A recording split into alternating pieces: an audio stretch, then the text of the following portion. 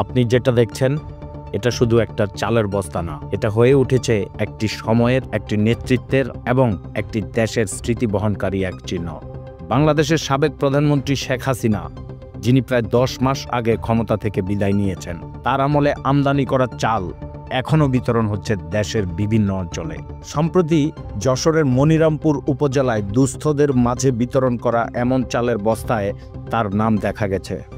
প্রশ্ন উঠছে, এত মাস পরেও কিভাবে শেখ হাসিনার নাম লেখা বস্তা এখনও গুদামে রয়ে গেছে? মনিরামপুর উপজেলা খাদ্য নিয়ন্ত্রক আশরাফুজ্জামান স্বীকার করেছেন, এই চাল শেখ হাসিনার সময়ের আমদানি করা। এমনকি গুদাম কর্মকর্তাকে বলা হয়েছিল নাম ঢেকে চাল ছাড়ার জন্য, কিন্তু কিছু বস্তায় সেটা সম্ভব হয়নি।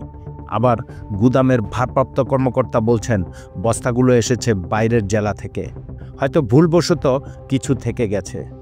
কিন্তু এখানেই থেমে যায় না গল্প। ইউএনও নিশাত তামান্নাও বলেন, খাদ্য অধিদপ্তরের নির্দেশনা ছিল শেখ হাসিনার নাম কালো কালি দিয়ে ঢেকে চাল বিতরণের। কিন্তু প্রশ্ন হচ্ছে, এই 10 মাসে এত চাল মজুত রাখা হয়েছিল কিভাবে?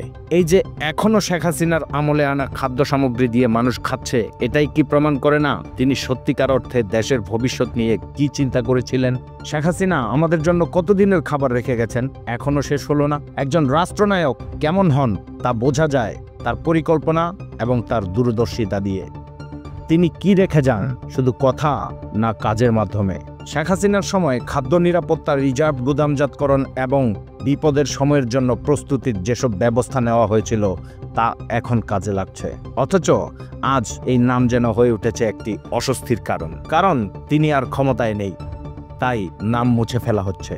অথচ বাস্তবতা বলছে নাম মুছে দিলেও তার অবদান মুছে ফেলা যাচ্ছে না। এই ঘটনাটি আমাদের মনে করিয়ে দেয়, নেতৃত্ব শুধু শাসন নয়, প্রস্তুতি। দায়িত্ব শুধু আজকের না, ভবিষ্যতেরও।